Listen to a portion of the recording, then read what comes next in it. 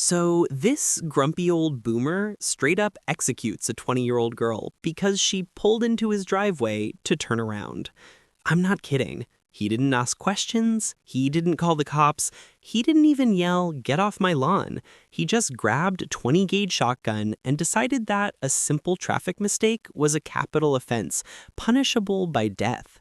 And when he finally got caught, his excuse was so laughably bad, so insultingly stupid, that the judge literally roasted him alive in the courtroom before throwing away the key. You are about to hear a story about a level of rage and entitlement that doesn't even feel real. But unfortunately for Kaylin Gillis and her friends, it was the deadliest reality check imaginable. Let's set the scene because the location here matters just as much as the people involved. We're in upstate New York. I'm not talking about the Hamptons or some cute little suburb where you have a Starbucks on every corner. I'm talking about Hebron, New York. This is the sticks. This is the kind of place where the trees outnumber the people 10,000 to 1, where the cell service goes to die, and where the roads turn from pavement to dirt faster than you can say deliverance. It's beautiful during the day, sure, but at night, it is pitch black, the kind of darkness that swallows your headlights. And on the night of April 15th, 2023, that darkness was hiding something way worse than just a lack of streetlights. There's this group of friends, just young kids doing what young people do on a Saturday night. They're looking for a party. We have all been there, right? You've got the address plugged into your phone, you've got your friends in the back seat, the music is playing, and the vibes are good. They're in a caravan of vehicles, an SUV, a sedan, and a motorcycle, trying to find this specific house in the middle of nowhere. But because they are in the middle of nowhere, the GPS is acting like it's drunk. It's sending them in circles. They lose cell service. They are literally driving blind in the backwoods of New York, just looking for their friend's house so they can hang out. Eventually, they see a house in the distance. It looks like it could be the spot. So the lead car turns up this long, winding dirt driveway. The other vehicles follow. They're driving up, looking for balloons, looking for other cars, looking for any sign of a party. But as they get closer to the house, the vibe is wrong. It's quiet. Too quiet. There's no music, no red cello cups, nothing. The driver of the lead SUV, a guy named Blake, realizes pretty quickly, oops, my bad, this definitely isn't the place. Now, tell me in the comments, what do you do in this situation? Do you panic? No, you put the car in reverse, you do a 3-point turn, and you leave. It's a universal human experience. Turning around in a stranger's driveway is practically a rite of passage for anyone who has ever driven a car. So that's exactly what they do. They don't get out of the car, they don't honk, they don't try to open the front door of the house, they just start turning around to leave. They are correcting their mistake. But inside that house, watching them through the window, is a man named Kevin Monahan. And Kevin is not happy. Kevin is 65 years old. And according to pretty much everyone who has ever met him, Kevin is a miserable, angry, aggressive dude. We're talking about the kind of guy who barks at his neighbor's dogs, the kind of guy who drives his truck like he's in a Mad Max movie, the kind of guy who wakes up every morning hoping someone gives him a reason to be furious. Kevin is asleep in bed with his wife when he hears the tires in the gravel. Now, a normal person hears a car in their driveway and thinks, someone must be lost. Or maybe, I hope they don't knock over my mailbox. But Kevin Monahan doesn't think like a normal person. Kevin's brain immediately goes to, we are under siege. He hears the motorcycle engine, he sees the headlights, and instead of looking out the window and seeing a bunch of confused college kids turning around, he decides that he is being invaded by a biker gang. Yes, really, a biker gang. In rural New York. In 2023, because that is a thing that happens all the time, apparently. So, does Kevin call 911? Does he turn on his porch light to scare them off? Does he shout out the window? No. Kevin grabs his 20 gauge shotgun. This isn't for self-defense. This is for offense. He marches out onto his front porch. At this point, the kids are already leaving. They are literally driving away. The threat, if there ever was one, is retreating. But Kevin isn't interested in de-escalation. Kevin wants to send a message. He raises the shotgun and fires the first shot. Blam. A warning shot, supposedly. But here's the thing about warning shots. They are stupid. If you are firing a gun into the air because someone is turning around in your driveway, you have already lost the plot. The kids in the car hear the gunshot, and panic sets in instantly. Someone is shooting at us. Blake slams on the gas. They are trying to get out of there as fast as humanly possible. They are terrified. They aren't criminals. They aren't intruders. They're just kids who made a wrong turn. And now they are being hunted. And then Kevin fires again. Blam. This second shot isn't a warning. He points the shotgun directly at the fleeing Ford Explorer. He tracks the vehicle. He pulls the trigger. The slug, and keep in mind this is a slug, not birdshot, so it's a solid chunk of lead designed to take down a deer, tears through the rear hatch of the SUV, it shatters the back window, flies through the cargo area, passes through the passenger seat, and strikes 20-year-old Kaylin Gillis in the neck. The car is speeding down the dark dirt road, bouncing over potholes, the engine roaring. Blake is screaming, asking if everyone's okay. Is everyone good? Is everyone hit? The friends in the back are checking themselves. I'm good. I'm good. But from the passenger seat, there is silence. Kaylin isn't screaming. She isn't answering. Blake looks over, shouting her name. Kaylin! Kaylin! But she's slumped over. The reality of the situation hits them harder than the gunshot. She's been hit. Now, imagine the nightmare scenario these kids are in. They have just been shot at by a maniac in the woods. Their friend is bleeding out in the front seat. They are miles from civilization. And this is the part that makes me want to throw my computer through a window.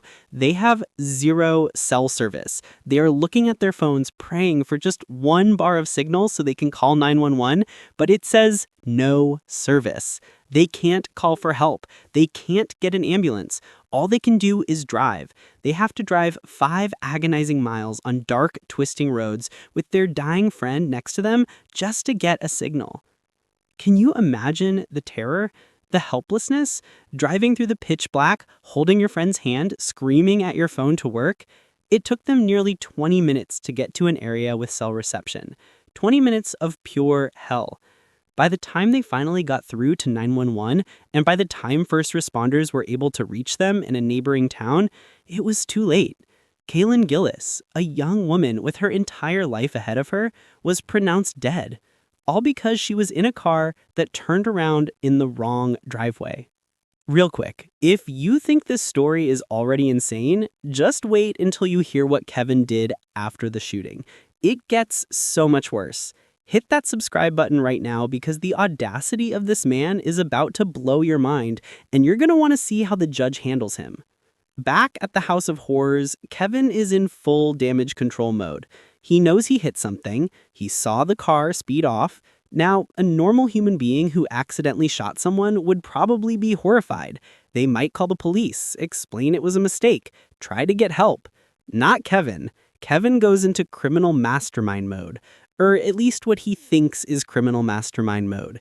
He starts cleaning up.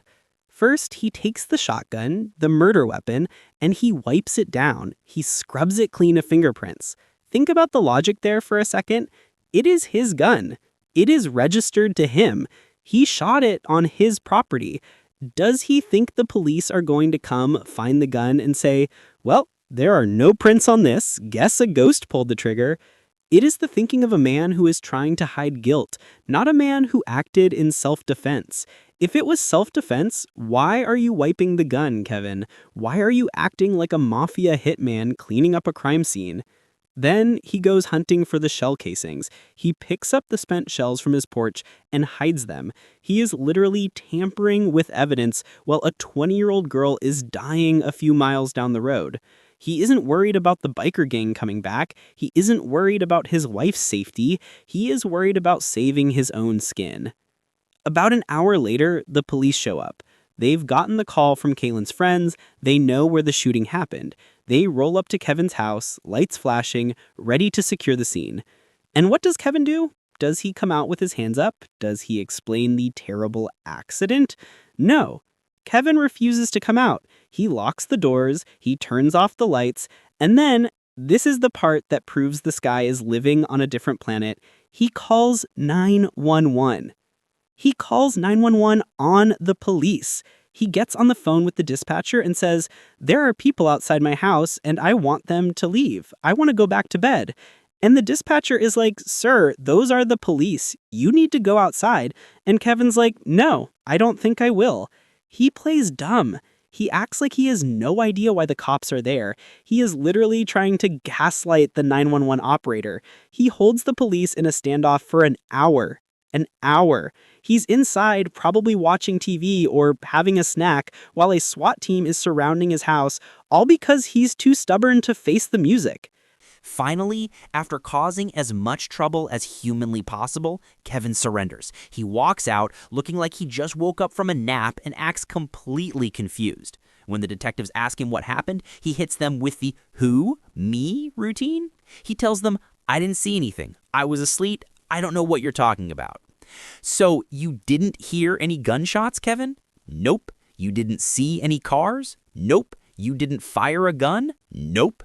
It is a bold strategy, Cotton. Let's see if it pays off. Spoiler alert, it does not pay off. Because while Kevin was playing games, the police were finding the evidence. They found the gun. They found the hidden shells. They found the shattered glass on the road. And they had a car full of witnesses who saw a crazy old man on his porch blasting away like he was defending the Alamo.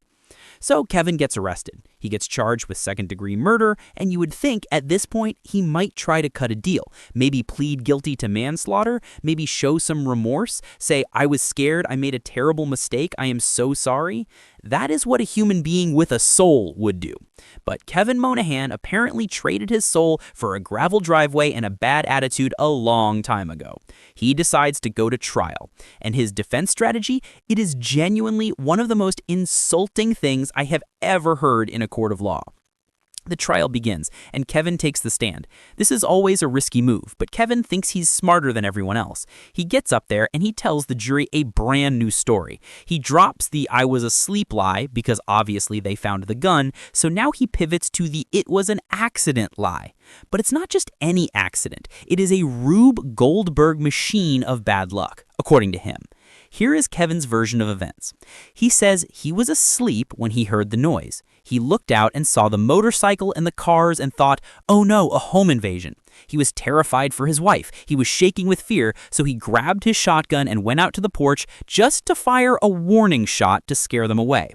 Okay, so far we are in standard paranoid gun owner territory. But then he says he fired the warning shot into the air. And then the magic happens. According to Kevin, after he fired the first shot, he went to move, but there was a single nail sticking out of his porch deck, and poor, clumsy Kevin tripped over this nail. And as he was falling, the gun just happened to point itself directly at the fleeing car, and his finger just happened to squeeze the trigger again, and the slug just happened to thread the needle through the back window and hit Kaylin. It wasn't murder, it was a workplace slip and fall accident. He basically blamed the carpentry.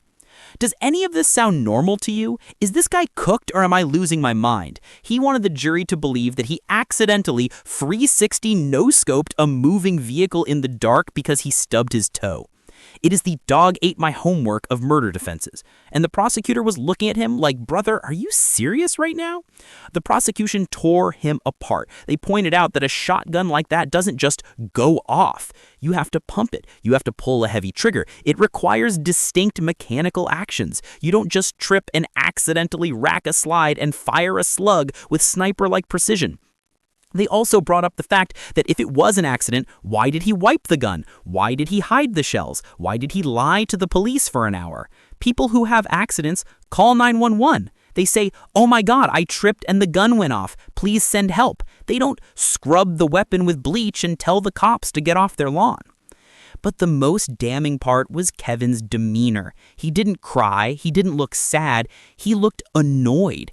He was making jokes on the stand. He was sparring with the prosecutor like he was annoyed that this murder trial was interrupting his schedule. He talked about how he wanted to get back to working on his house and racing motocross. He literally talked about his hobbies while the family of the girl he killed was sitting 10 feet away crying their eyes out. The lack of empathy was chilling.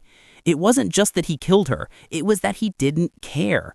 To him, Kaylin wasn't a person. She was just an inconvenience, a trespasser who ruined his night.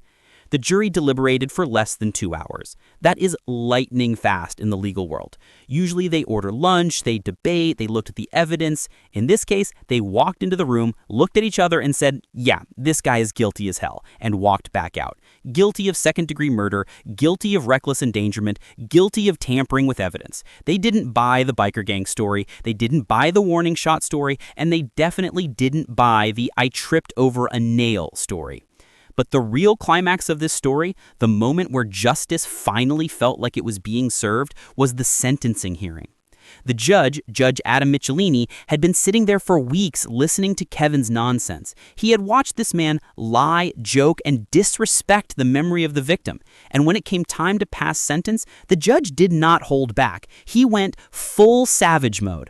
The judge looked Kevin dead in the eye and said, "It is obvious to me that you feel justified. You don't take any responsibility for the outcome of your actions. You just don't get it."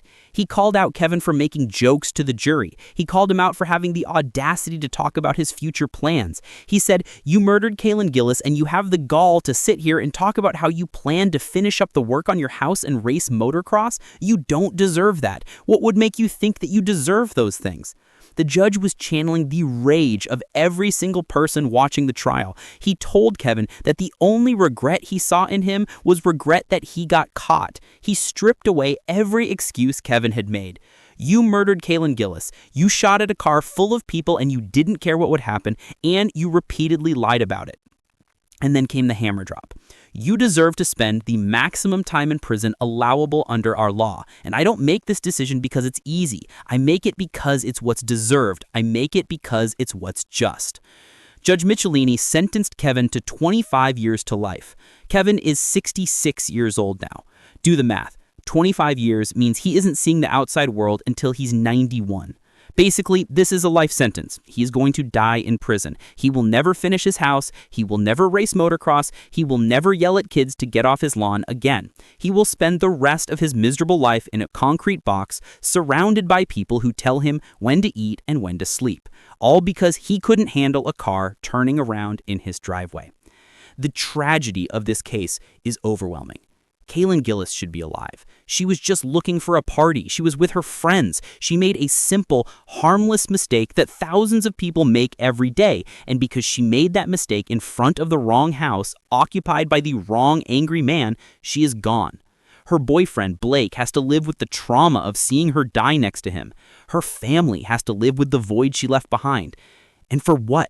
Because Kevin was paranoid? Because he watched too much news and thought the world was out to get him? Because he valued his gravel driveway more than a human life? This case exposes a terrifying mindset that some people have. This idea that they are the main character in an action movie, that every stranger is an enemy, and that lethal force is the first option, not the last. When the sentence was read, the courtroom erupted. There was applause. There were tears of relief. Finally, the grumpy old turd who thought he was above the law was shown exactly where he stood. He wasn't a protector. He wasn't a victim. He was a murderer. This story is a grim reminder to be careful out there, but also a reminder that your actions have consequences. You can't just shoot your way out of annoyance. You can't wipe away fingerprints and lie to the police and trip over nails and expect to get away with it.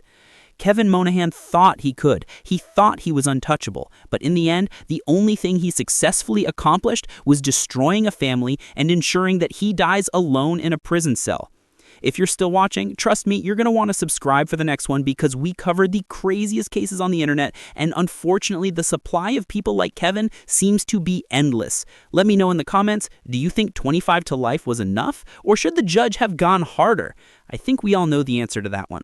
Stay safe, double check your GPS, and for the love of God, don't shoot people for turning around in your driveway. Peace.